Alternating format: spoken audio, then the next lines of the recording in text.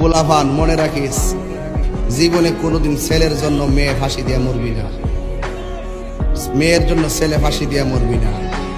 তোর ভাগ্যে যদি মেয়েটা লেখা না থাকে, মনে করবি তোর ভাগ্যে আল্লাহ পাকে মেয়েটাকে লিখে রাখে না, এই জন্য মেয়েটা আরেক জায়গায় বিয়ে হয়েছে, তোর কপালে নাই।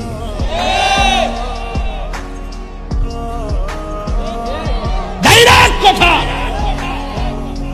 ছেলের যদি অন্য কোথাও বিয়ে করে ফেলে, মেয়েটারে বলতে চাই, শুনবো শোন, তোর কপালে মেয়েটা লেখা নাই, এই জন্য হয়ে গেছে।